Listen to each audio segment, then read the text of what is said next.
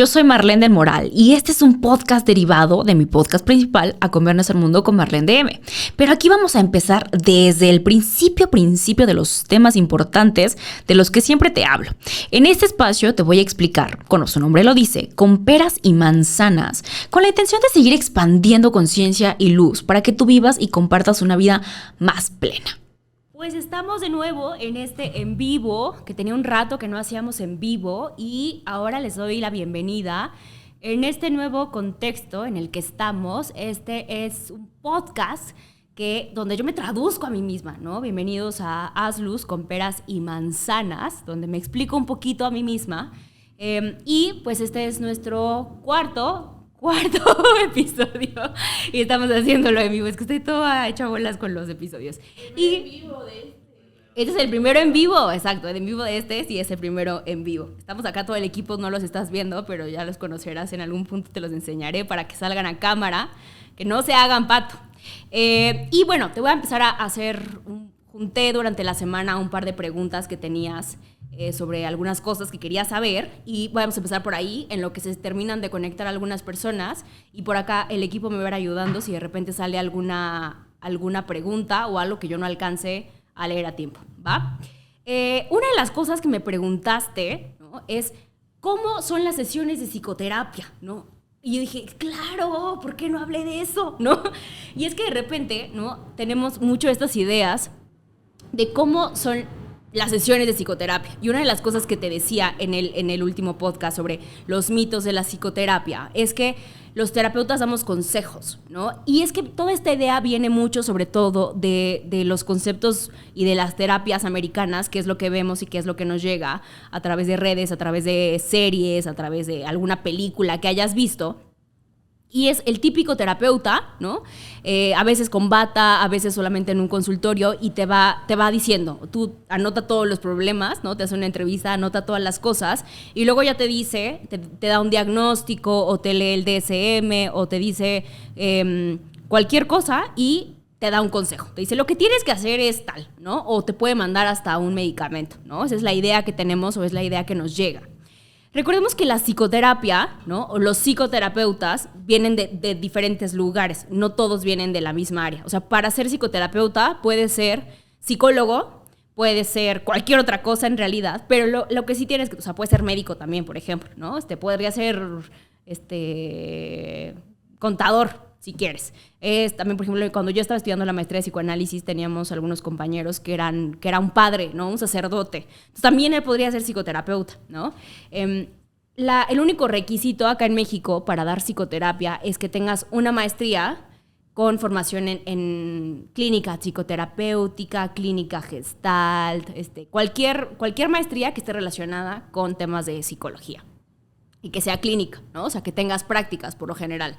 Pero no es necesario. Entonces, ese es uno de los grandes temas, como te decía en el podcast pasado, donde tienes que tener muy en claro cuál es la formación de las personas cuando vas a terapia. La obligación del psicoterapeuta es que te diga, oye, yo soy fulanito de tal y soy tal licenciatura y tal maestría y tal especialidad, doctorado o las credenciales que tenga. Y no solo decírtela, sino te tiene que explicar. O sea, esto significa que, ¿no?, lo que cree esta terapia es tal.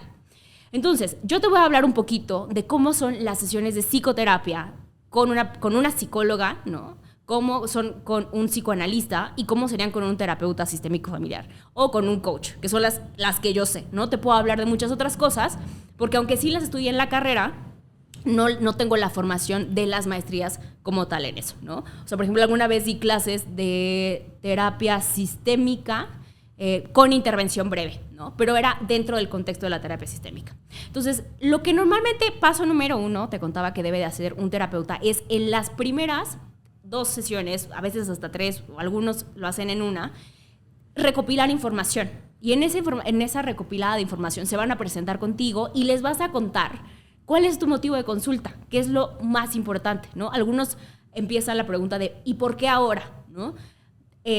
Uno de los temas de los que tengo ahí anotado en mi cabeza, por favor, recuérdenme pensar, es ¿qué es lo que pasa desde el momento en que tú decides, ok, quiero tomar terapia, hasta que llegas al momento de tomar terapia, porque pasan un montón de cosas, me refiero también tiempo, decisiones, que si no tengo dinero, que si no tengo tiempo, que si no sé con quién, o sea, todo ese proceso, o a veces aunque ya tengas el contacto, o sea, por ejemplo, apenas yo, perdón primo, te voy a ventanear, pero apenas mi primo me pidió, uno de mis primos, no decir cuál, tengo muchos, por eso digo un primo, me pidió un teléfono de una psicoterapeuta en Toluca, y yo no conozco a nadie, entonces en lo que busqué a las personas, se los mandé.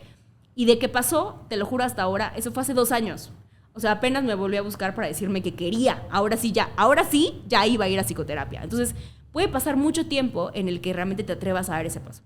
Entonces, en esas entrevistas te va a contar para qué, te le vas a contar para qué es lo que estás yendo, te va a decir si es la persona indicada, si no es la persona indicada. Y una vez que ya empieza el tratamiento como tal, la psicoterapia, repito, puede ser de diferentes formas. Hay estilos, también depende del estilo del terapeuta, que esa es otra gran pregunta, pero en general lo que va a pasar es que vas a llegar y van a tener una conversación. El psicoanálisis parte de la idea de que tú tienes que ir a hablar de lo que tú quieras hablar, o sea, que no tienes que tener un guión establecido de esta sesión vamos a hacer tal. Hay otro tipo de terapias, otro tipo de corrientes donde en esa sesión el terapeuta te va a decir, hoy lo que vamos a hacer y de lo que vamos a hablar es esto, ¿no? Y te va a sacar su lista de preguntas y vas a tener un objetivo. O sea, es algo como muy, muy claro, muy conciso, porque tú tienes que en 15 sesiones salir y ya, ¿no? En psicoanálisis partimos desde otro punto de vista, desde otra idea, donde prácticamente el que va a hablar eres tú, ¿no? Y el psicoterapeuta te va a decir 1, 2, 3, 4 cositas por ahí, ¿no? Preguntas, te va a decir, y acá no te va a hacer la típica pregunta de ¿y con eso cómo te sientes? Esas no las hacemos, ¿no? Pero en algún momento sí las he hecho, o sea, tampoco quiere decir que porque las hayas hecho en algún punto ya valiste. Pero casi no hacemos de esas, en realidad lo que hacemos más es reflejarte a ti. Dependiendo del caso, por ejemplo, si es un paciente, una persona que le cuesta mucho trabajo contactar con sus emociones, entonces probablemente el terapeuta te haga como parte del proceso de psicoterapia que tú contactes más con esas emociones y te va a lo mejor empezar con un, oye, si has notado que me estás contando algo súper doloroso y que no se te nota, que se ve como si no te doliera, o que no tienes registro emocional de eso, o te puede preguntar, ¿y eso que me estás diciendo, cómo te hará de ver sentir? ¿No? O sea, ¿cómo habrá sido para ti eso cuando eras niño? ¿No? O sea, como hacerte intervenciones para ir hacia el punto emocional de lo que estás sintiendo, porque no está, ¿no? O porque es importante que lo puedas decir en palabras. Ese es el psicoanálisis, ¿no? O sea, es muy callado, es muy silencioso. Repito, también depende mucho del estilo del terapeuta. Yo soy como, meto ahí cositas de humor, ¿no? Yo les digo, eso en mi pueblo se llama celos, ¿no? Eso en mi pueblo le decimos envidia, ¿no? O sea, depende también qué tipo de paciente seas. Cada terapeuta va agarrando cierta dinámica diferente con cada paciente. No trato a todos mis pacientes por igual. O sea, aunque sí, claro que todos soy yo la misma, sí tengo diferentes intenciones con cada uno porque tienen diferentes tratamientos. Y esa es la idea, ¿no? Parte de todas las intervenciones que hoy, desde sea el marco que tú estés, es que queremos que la terapia debe ser a la medida del paciente, ¿no? No que el paciente se ajuste a mi tratamiento específico. Por ejemplo, en terapia sistémica, ¿no? Por ejemplo, vemos familia o vemos pareja, es muy importante y jugamos mucho con cómo están colocados los lugares. Entonces, por ejemplo, yo puedo en una pareja pedirles, a ver, por favor, voltéense a ver, ¿no? Y entonces ya la pareja sí se voltea a ver o acomoda la silla, ¿no? Como, a ver, por favor, párense, ¿no? O cámbiense de lugar, ¿no? O jugar mucho con ese tipo de cosas, porque estamos más al pendiente del lenguaje físico, del lenguaje corporal. Una de las cosas que se me olvidó mencionar es que, por ejemplo, en psicoanálisis sí tenemos el típico estilo del diván. Entonces, mi paciente llega y se acuesta en el diván y yo no lo veo, ¿no? O sea, nos saludamos, le abro la puerta cuando entra al consultorio, pero yo no le veo, ni me ve. O sea, yo podría estar casi en pijama y la idea es que el paciente no lo notara, porque no soy yo, ¿no? O sea, porque es como mi voz hablando en su cabeza, casi. Y en otro tipo de terapias, pues sí, está en un sillón, estás frente a frente o en una silla, ¿no? Dependiendo como el tipo de consultorio. Y estás frente a frente, puede ser en un sillón. Hay terapeutas... A mí me dan mucha desconfianza los terapeutas que te ofrecen agua y te ofrecen cafecito. A mí. Puede que en la sala de espera esté afuera alguien y que te haga eso. Está bien. Hay consultorios muy nice. depende de tu posibilidad económica, a mí me dan desconfianza porque vengo de un estilo donde vas a psicoterapia, ¿no? No vas a que te cuide tu mamá y papá. O sea, a mí me educaron mucho en este esquema un poquito más rígido de psicoterapia, donde con contarte que a mí mis maestros me decían, tú no puedes tener contacto con tus teléfonos ni por tus pacientes, perdón, ni por WhatsApp, ¿no? O sea, yo no soy tan así, pero a mí sí me educaron como con todo ese estilo. Entonces, yo personalmente no me encanta ese estilo. Habrá terapeutas donde sí te ofrezcan agua, algunos he escuchado que le ofrecen hasta la cubijita, ¿no? Hay terapeutas donde te dejan tarea, ¿no? Donde te piden que hagas cosas. Yo, como te contaba, no soy de ese estilo. No creo mucho en la psicoterapia que es de ese estilo, pero no quiere decir que no funcione, ¿no? Yo creo que la psicoterapia debe ser el trabajo, sobre todo durante la terapia, porque creo que, sobre todo hoy en día, estamos como sociedad muy cargados de muchas cosas afuera, que si nos llenamos de más cosas por hacer, menos lo vas a hacer, ¿no? Entonces, por ejemplo, una tía recién fue a psicoterapia y decía que la terapeuta le dejaba muchas tareas y que ella iba en las sesiones y no las hacía, ¿no? Entonces la psicoterapeuta llegó y le dijo, pues ya no vengas hasta que hagas las tareas. Y pues, ¿qué crees que hizo? Pues dejó de ir, ¿no? O sea, no ayuda siempre como a este proceso. Por ahí están haciendo una pregunta, pero no alcanzo a ver.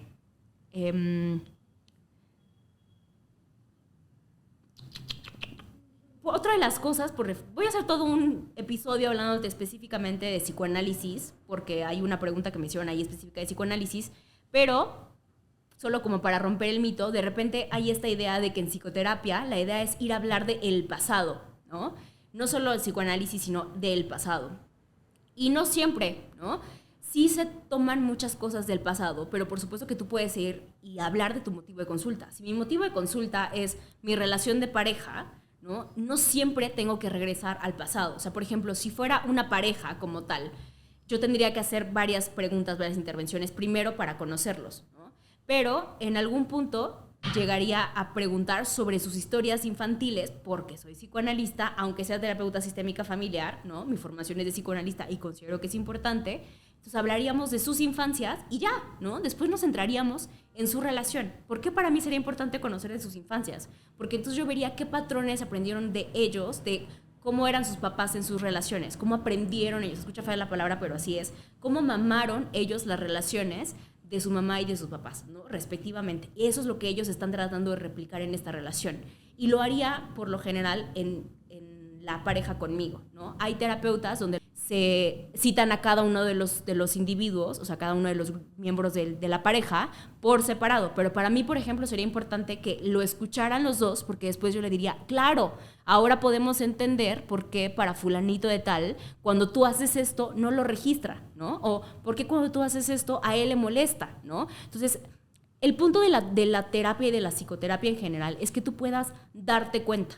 Algunos lo hacen a través del estilo de las preguntas, a través de trabajar sobre las creencias, trabajar sobre los pensamientos, diferentes enfoques, pero todos buscan algo súper importante, que es la segunda pregunta que me mencionaron acá, y era sobre cuál es la dialéctica entre el psicoanálisis y las neurociencias. Y de manera muy resumida, porque tendría que explicarte, repito, te voy a hacer un podcast específicamente sobre eso, sobre lo que es el psicoanálisis, sobre lo que son las neurociencias, sobre todos los descubrimientos que hay en neurociencias. Todas las terapias, como funciona la psicoterapia, es que cuando tú estás evocando algún recuerdo, antes se creía que al evocar ese recuerdo, si era doloroso, se retraumatizaba. Hoy lo que se sabe es que cuando tú recuerdas algo, ese elemento es como literal viajar en el tiempo. A mí me encanta. Es como ciencia ficción, pero no es ciencia ficción. Entonces, como si regresaras en el tiempo, porque en tu cabeza, cuando regresas a ese momento, puedes cambiar ese momento, ¿no? O sea, puedes cambiar esa memoria. Y entonces, esa memoria, por la plasticidad neural, ahora puede tener otro significado. Cuando tú recuerdas ese mismo evento, pero acompañado con alguien donde tú ya probablemente fuiste violado, probablemente tuviste en algún atentado, probablemente mamá y papá te pegaron, lo que tú quieras. Cuando regresas en un contexto de contención emocional, como es la psicoterapia u otro tipo de procesos de meditación o del sapo, lo que tú quieras, pero bien asistida, esas memorias se pueden resignificar, así se le conoce. en otros tipos de terapias, por ejemplo, en la terapia narrativa, se le llama generar discursos alternos, historias alternativas, ¿no? A ese discurso dominante que tú ya tenías. Entonces, literalmente, hay este momento hermoso en la psicoterapia donde te das cuenta de algo tan fuerte que genera un montón de conexiones y un montón de sinapsis con otras ideas, ¿no? Yo me acuerdo muchísimo, como te he platicado en otros momentos, también el terapeuta trabaja y debe de trabajar muchísimo con su persona. Y en algún momento, cuando yo estaba terminando la segunda maestría en terapia sistémica familiar y acababa de salir de un taller, yo tenía la historia en mi cabeza de que mis papás, mi mamá, nunca había estado conmigo, ¿no?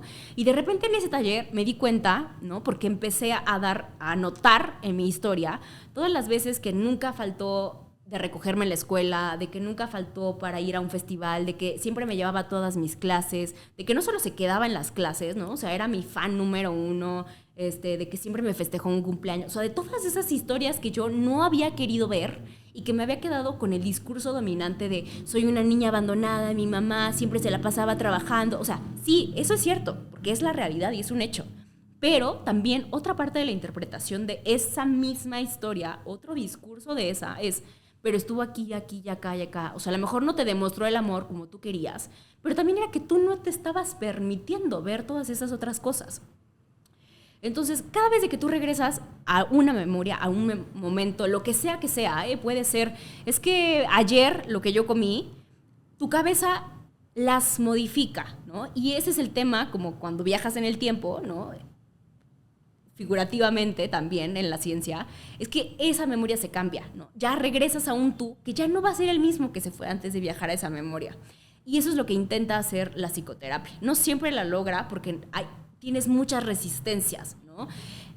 Esta historia dominante que tenemos en la cabeza de cómo creemos que ha sido nuestra vida nos ha marcado y nos da cierta seguridad. Por más dolorosa que sea, nos hace sentir seguros. O sea, no importa que tú digas, es que a mí me violentaron y fue horrible y tuve una infancia terrible, tú ya te sientes seguro con esa versión. Y la reescribes y la reescribes. Y cada vez que te la vuelves a contar, literalmente lo que haces en tu cerebro es que atraviesas esa conexión sináptica de nuevo.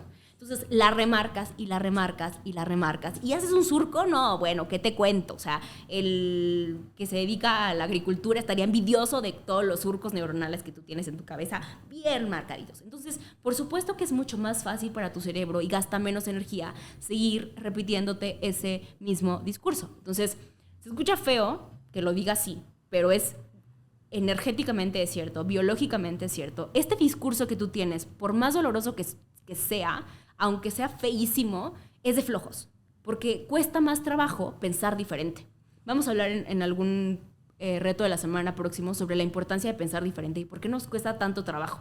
Pero si te quieres adelantar, hay un video que es bastante largo, pero que está muy bueno, a mí me gusta, es de mis favoritos, donde te explico cómo funciona esto desde las neurociencias y desde términos energéticos, que se llama Adictos al Dolor, que está en mi canal de YouTube.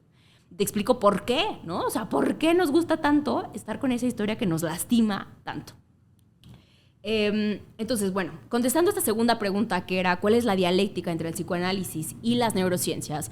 Hoy en día, por ejemplo, te voy a hacer todo un podcast específico de esto, pero por ejemplo se sabe que la próxima semana, por cierto, vamos a hablar de la motivación.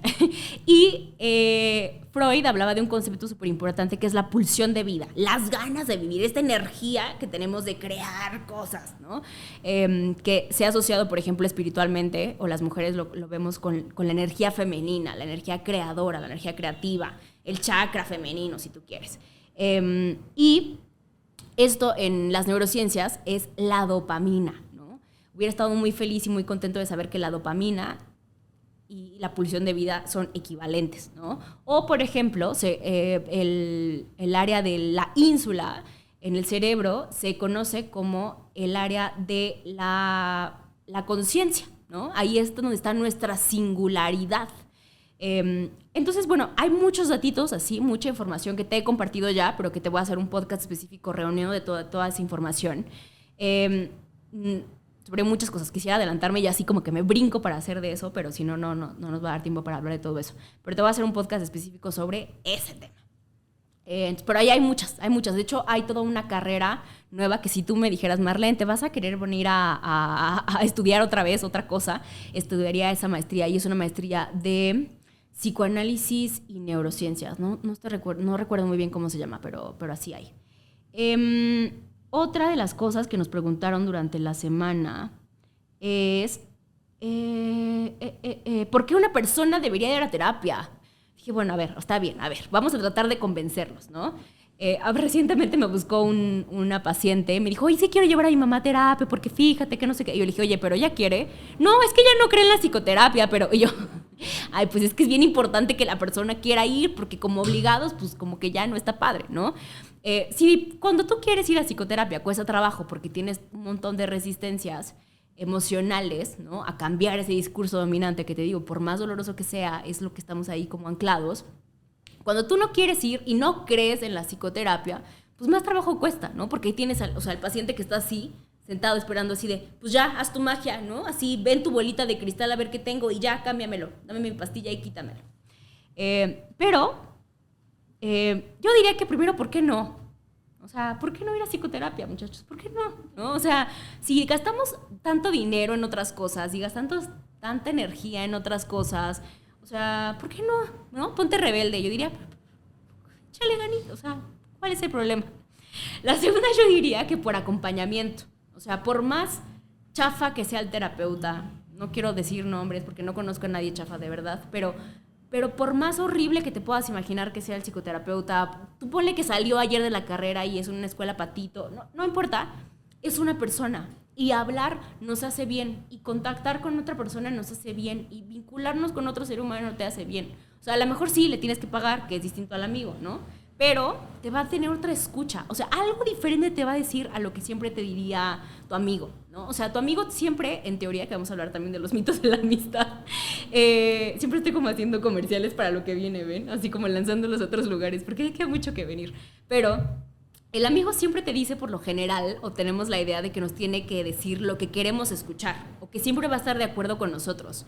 Y el psicoterapeuta no. O sea, el psicoterapeuta, su trabajo es decirte... Su trabajo es la verdad. No es si nos gusta, si no te gusta, si es lo que él quiere, si no es lo que él quiere. O sea, escucha feo, pero yo siempre les digo a mis pacientes como, mira, yo no gano nada si tú te vas o te quedas en el país, si te quieres ir, si tomas esta u otra decisión. O sea, yo no te voy a decir nunca qué hacer porque a mí me da igual, ¿no? Por más feo que se escuche. Entonces, escuchar una voz ajena, distinta a la tuya, nada más es como un tema de ego, ¿no? O sea, como para ver qué me dice, ¿no? Otra que también es importante es para escucharte a ti mismo. O sea, ¿en qué otro momento en la vida, donde vamos corriendo por la vida, si no es antes de dormir y que estás tú ahí dándole vueltas a la misma idea y preocupaciones? O sea, ¿en qué momento te permites escucharte a ti mismo? Estar contigo mismo. O sea, ¿cada cuánto lo haces? ¿No? O sea, el solo darte un espacio. Te invito, sin que vayas a psicoterapia, que tú te des un espacio semanal para que digas, los miércoles de 7 a 8 voy a estar conmigo. O sea, me voy a sentar aquí conmigo, a escuchar, a platicar conmigo. O sea, ya. Nomás con eso es terapéutico. Algo que hacemos bien importante, yo no sé si todas las terapias, no puedo hablar por todas, pero en el psicoanálisis específicamente, es que te enseñamos a pensar. Yo te he hablado y te he explicado que no es lo mismo ni para las neurociencias ni para el psicoanálisis tener pensamientos que saber pensar. Tener pensamientos puede ser como el color, ¿no?, de las cosas. Pensar implica a veces dolor, implica el ejercicio de salirte del automático, implica el conectar las emociones con lo que estás pensando, con lo que estás sintiendo, con el futuro, con el presente. O sea, es un acto mucho más complejo que solo el tener pensamientos en automático. O sea, tener pensamientos lo tiene casi desde que empiezas por ahí del año y medio que empiezas a estructurar palabra. En cuanto tienes lenguaje, empiezas a tener pensamientos. Y antes de eso piensas en sensaciones, y antes de eso piensas y después de eso piensas en imágenes. O sea, que no requiere mucho esfuerzo, ¿no? Entonces, aprender a pensar tiene su chiste. No es tan fácil como nos dijeron que era. Aprender a sentir. Les juro que el 90% de mis pacientes va a terapia porque no sabe sentir, ¿no? Es como, tristeza, ¿qué se hace con esto? ¡Ay, ten! O sea, y yo así como que, no te preocupes, ¿no? Yo te la aguanto aquí en psicoterapia 3 años, 2 años, los que quieras, ¿no? Hasta que tú aprendas a qué hacer con la terapia, con la tristeza, perdón. Y lo que hace el terapeuta es que eso que tú estás sintiendo, ¿no? La bolota de cosas que a veces no tiene forma ni nombre, le va a poner nombre y le va a decir, mira, esto es tristeza. ¿Cuánto puedes procesar hoy? 10 gramos, órale, 10 gramos de tristeza. Ahí te van, ¿no? Aquí me quedo yo con lo que resta. Y eso se llama tristeza. Y también por ahí va un cachito de frustración. ¿La aguantas? ¿Sí? ¿No? No. Ok, no. Yo te la cuido aquí, ¿no? Entonces, el terapeuta le va a poner nombre y te va a ayudar a procesar. O sea, es también un reaprendizaje emocional de a veces ese trabajo que mamá y papá no pudieron hacer porque no tenían ellos la capacidad ni el tiempo y muchas veces tampoco las ganas para hacerlo, ¿no? Tampoco a ellos nadie los enseñó para hacer eso. Y literalmente es aprender a pensar y a sentir como desde que tú te caías y papá estaba detrás de ti y te decía, no pasa nada, mi amor. Te dolió, te caíste, pero estás bien, vente, te levanta. Eso es lo que hace la psicoterapia. Te dice, ok, sientes tristeza, sientes dolor, no pasa nada, ¿lo aguantaste? Bien, perfecto, ya, eso fue todo. Listo, a seguirle, ¿no? Va a ir procesando eso que tú no siempre sabes procesar. De a cachitos, ¿no? Yo siempre pienso la metáfora como estos pajaritos que le llevan la comida a sus hijos, pero que antes la tienen que masticar, porque todavía el pajarito no puede. Y conforme va avanzando en el desarrollo, le va dando cachitos más grandes hasta que eventualmente el pajarito ya puede volar por sí mismo, ¿no? O sea, la psicoterapia no es para toda la vida, ¿eh? No, nada de eso. Otra es que no deberíamos, o sea, la verdad no deberíamos de ir a psicoterapia, como te digo. O sea, papá y mamá debieron de hacer este trabajo emocional de acompañarnos para que nosotros pudiéramos después tener una imagen introyectada de un mamá, de una función materna y una función paterna, ¿no? No tiene que ser mamá y papá realmente, de cómo cuidar de nosotros mismos, ¿no? De cómo aprender a hacer relaciones, de cómo aprender a sentir, de cómo aprender a pensar. Pero no lo hacemos, ¿no? Y lo que hace un poco la terapia, o el fin, yo diría mismo de la terapia en general, sería la ontocracia, ¿no? Que podamos gobernarnos a nosotros mismos desde nuestro ser, que hablábamos la semana pasada, ¿no? No desde el hacer, ¿no? Y yo me gobierno en mis actos, yo me gobierno en mi ser. Y bueno, ese es un concepto muy hermoso y maravilloso, búscalo. Otro de los motivos es porque en la terapia terapeuta no debe de juzgarte, no hay juicio, o sea, no hay bien y mal, no hay arriba abajo, no hay concepto de mejor o peor, o sea, este momento hermoso y maravilloso es, y es lo que es, ¿no? Si en este momento no te alcanza para estar en tu máximo desarrollo al 100% en sentirlo todo, vivirlo todo, ser la mejor persona que podría ser, no pasa nada, ¿no? O sea, como te acompaño y nos vamos con paciencia y con calma hasta que llegue ese momento, ¿no? Entonces, es ese espacio, yo les digo a mis pacientes, bienvenido a este espacio y este vínculo rarísimo, donde puedes decirme groserías, puedes mentarme la madre, puedes decirme, Marlene, te odio, me choca venir a terapia contigo, ya la quiero dejar y no sé por qué sigo viniendo, ¿no? Me puedes decir lo que sea, ¿no? Soñé que te mataba, ¿no? Soñé que te hacía el amor, soñé que mataba a mi mamá, que lo desconocía. O sea, puedes decir lo que sea. Y el terapeuta estaba preparado, o debería de estar preparado para aguantarlo así todo, ¿no? Y decir, no pasa nada. O sea, no por eso yo voy a creer que eres mejor o peor persona, en lo absoluto, ¿no? O sea, nada. No hay registro de nada más que aceptación y acompañamiento total y profundo. Te escucha rarísimo y es como, ay, ¿a poco hay una persona que te puede amar así? Sí, y le pagas como 800 a la semana. Y bueno, ya te expliqué desde las neurociencias por qué funciona y cómo es que funciona y cómo cambia tu cabeza y literalmente te abre el panorama porque crea nuevas conexiones sinápticas. ¿Qué otra cosa me preguntaron? Entonces, ¿por qué? Me preguntaron que qué le diría a alguien que quiera psicoterapia pero que no tiene dinero o que sí que no tiene la posibilidad económica como de pagarlo. En el último podcast, en el episodio de los mitos, te hablé y te dije un poquito al final sobre estas clínicas de bajo costo donde muchos psicoterapeutas se están preparando para ser psicoterapeutas y donde es atención de calidad porque tienen supervisión. ¿Qué significa la supervisión? Es alguien que sabe más que tú, ¿no? O sea, una supervisión, una metavisión, que sabe un poquito más que tú y que va a ver algo distinto que tú por estar tan dentro del problema no alcanzas a ver. Entonces, todos los terapeutas tenemos que llevar nuestros casos así, ¿no? Desde nuestra humildad a decirle, no sé, ayúdame, ¿no? Y el terapeuta, ¿no? Con más experiencia te va a decir, mira, aquí le pudiste haber dicho tal, ¿no? O fíjate acá, tú lo consolaste porque tú querías como ser su mamá, ¿no? Te salió tu instinto materno. Ve a trabajar a terapia de tus instintos maternos porque no puedes estar salvando a todo el mundo, ¿no? Ay, vas a terapia. O sea, eso es lo que hace tu supervisor. Te va como guiando y diciendo, aquí sí, aquí no, vete por acá, vete por allá. Y eso es lo que hacen cuando los alumnos están en formación. Y es terapia de bajo costo. O sea, hay lugares donde tú puedes llamar, buscan las clínicas de bajo costo, están también los centros de atención, ¿cómo se llaman? Centros de atención terapéutica, creo que se llaman. Hay otros centros específicos para adolescentes y adicción que cambiaron de nombre dependiendo el gobierno que está ahora vigente.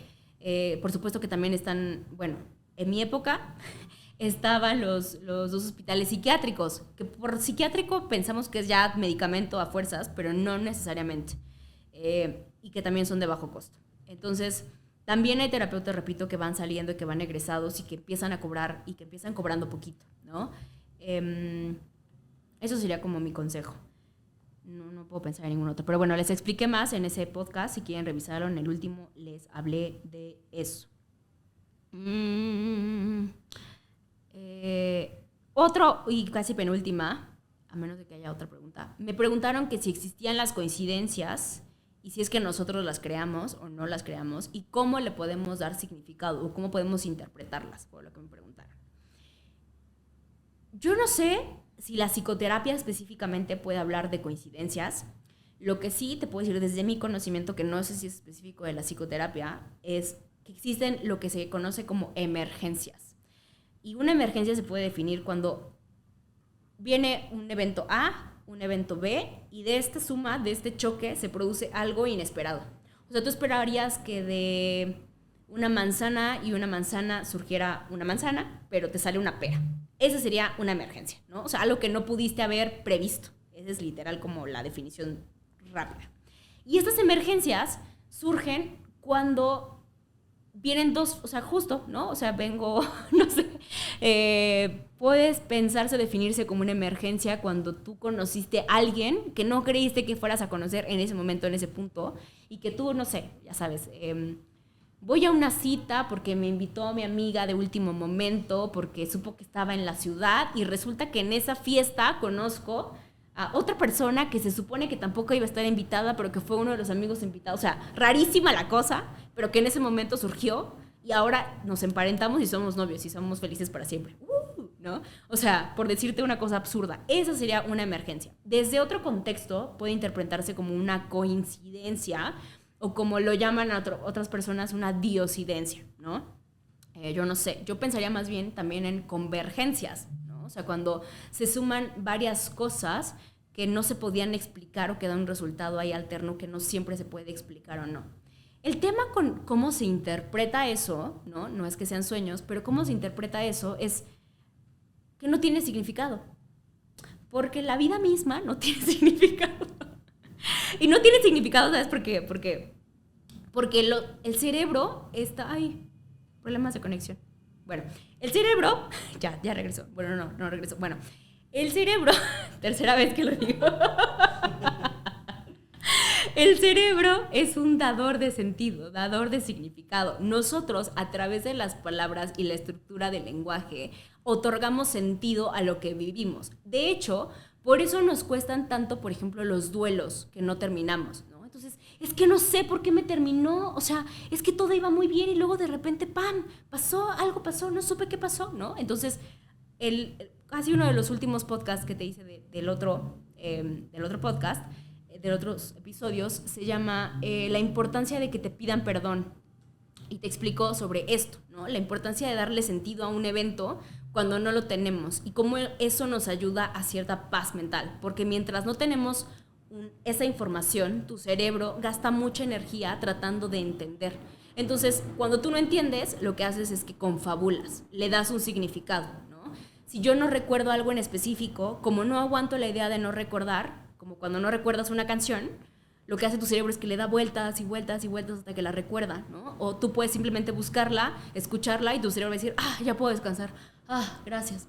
Lo mismo pasa cuando tú no tienes un significado para algo. Cuando ya se lo das, el que sea, puede ser el más feo, cuando ya se lo das, tu cerebro dice, es esto, ok, ya, se puede quedar tranquilo.